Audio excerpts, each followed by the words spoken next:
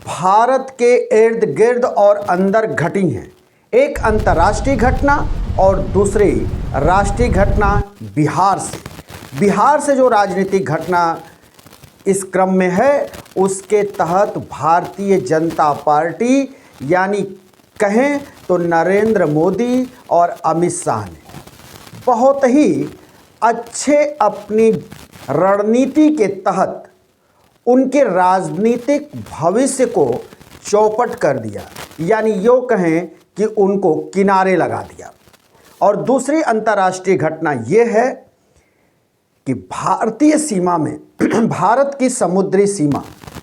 हिंद महासागर, जिसको कहा जाता है कि भारत के कब्जे में हिंद महासागर है,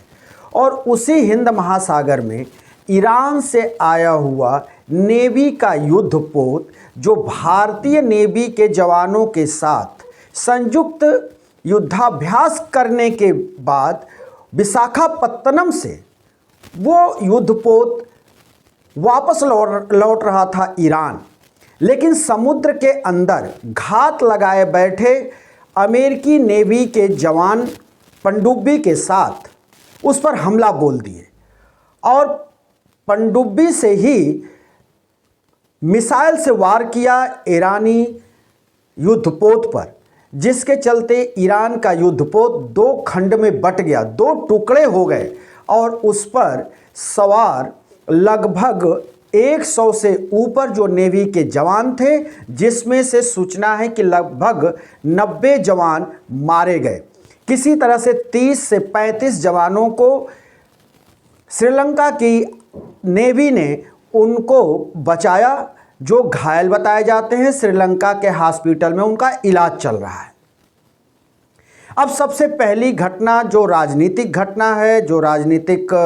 बिहार से जो ये खबर है, बिहार में एकाएक अभी विधानसभा चुनाव हुए और इस बार मुख्यमंत्री के रूप में शपथ लिए नीतीश कुमार को 6 महीने भी नहीं बीता, लेकिन इसके पहले ही नीतीश कुमार की राजनीति को किनारे लगा दिया गया, और ऐसे वक्त में किनारे लगा दिया गया जिस वक्त में देश की मीडिया और देश की निगाह अमेरिका,